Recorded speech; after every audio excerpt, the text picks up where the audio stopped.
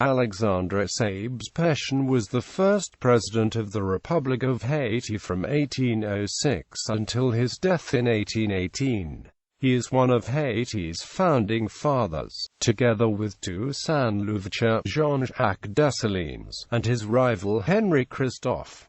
Early life. Pétion was born an Alexandre Sabès in Port-au-Prince to Pascal Sabès, a wealthy French father, and Ursula, a free mulatto woman, which made him a quadroon. Like other gens de couleur libres with wealthy fathers, Pétion was sent to France in 1788 to be educated and study at the military academy in Paris. In Saint-Domingue, as in other French colonies such as Louisiane, the free people of color constituted a third caste between the whites and enslaved Africans. While restricted in political rights, many received social capital from the fathers and became educated and wealthy landowners, represented by the petty Blancachers, who were mostly minor tradesmen. Following the French Revolution of 1789, the gens de couleur led a rebellion to gain the voting and political rights which they believed were due to them as French citizens. This was before the slave uprising of 1791.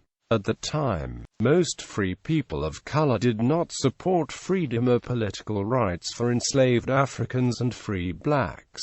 Years of Haitian Revolution. Pétion returned to Saint-Domingue as a young man to take part in the Creole expulsion of the British from Saint-Domingue. There had long been racial and class tensions between gens de couleur and enslaved Africans and free blacks in Saint-Domingue, where slaves outnumbered whites and gens de couleur by 10 to 1. During the years of warfare against planters a Grand Blancachers, Spanish, English, and French racial tensions were exacerbated in competition for power and political alliances. When tensions arose between blacks and mulattoes, Pétion often supported the mulatto faction. He allied with General André Rigaud and Jean-Pierre Boyer against Toussaint Louverture in a failed rebellion, the so-called War of Knives, in the south of Saint-Domingue, which began in June 1799.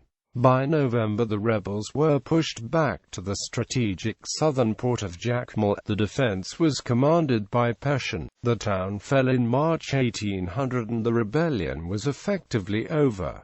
Pétion and other mulatto leaders went into exile in France. In February 1802, General Charles Leclerc arrived with tens of warships and 82,000 French troops to bring Saint-Domingue under more control. Gens de couleur Pétion, Boyer and Rigaud returned with him in the hope of securing power in the colony. Following the French deportation of Toussaint Louverture and the renewed struggle, Pétion joined the Nationalist force in October 1802.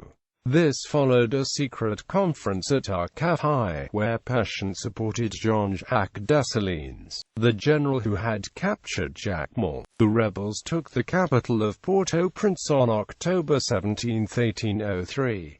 Dessalines proclaimed independence on January 1, 1804, naming the nation Haiti. On October 6, 1804, Dessalines declared himself ruler for life and was crowned emperor. Post-revolution. Following the assassination of Dessalines on October 17, 1806, Pétion championed the ideals of democracy and clashed with Henri Christophe, who wanted absolute rule. Christophe was elected president, but he did not believe the position had sufficient power, as Pétion kept powers for himself. Christophe went to the north with his followers and established an autocracy, declaring the state of Haiti. The loyalties of the country divided between them, and the tensions between the blacks and mulattoes of the north and south respectively, were reignited. Pétion was elected president in 1806 of the Southern Republic of Haiti. After the inconclusive struggle dragged on until 1810, a peace treaty was agreed to and the country was split in two. In 1811, Christophe made himself king of the Northern Kingdom of Haiti. Fearing a lack of political power, he turned his post into president for life on October 9, 1816, going against his former beliefs.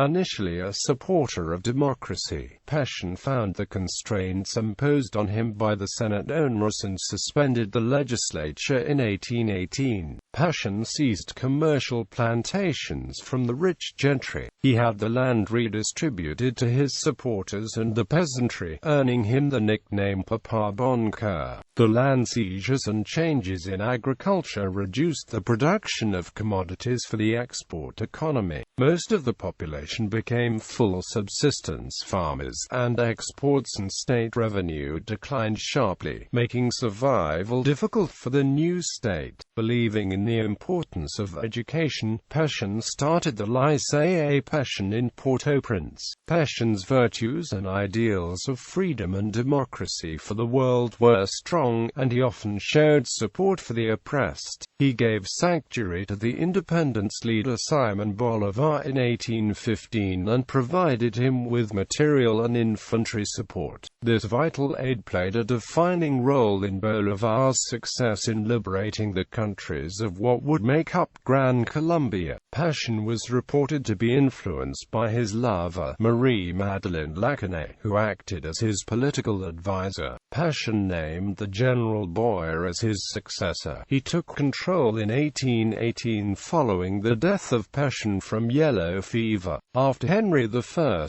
and his son died in 1820, Boyer reunited the country under his rule. Legacy and honors. The town of Pétionville near Port-au-Prince was founded and named in his honor. There's a square named after Pétion, with a bronze standing statue of him in the Champ de Mars area of Port-au-Prince. The Pétion Bolivar Square and Avenue in Jacmel are both named after him in South American leader Simon Bolivar. The Haitian 500 gourds currency bears his portrait. The early 19th century fortress, Fort Alexandre, overseeing Port-au-Prince on one of its surrounding hills at Famathi, was named after him. The Lycée Pétion, oldest in the capital, was founded by him in 1816, bears his name. The Rue Pétion in Port-au-Prince in the Champs de Mars area, not far from the Cathedral of Port-au-Prince that was destroyed during the 2010 earthquake. A bust of Pétion alongside one of Jean-Jacques Dessalines was inaugurated at Quito, Ecuador in 2015 at the Haiti Plaza.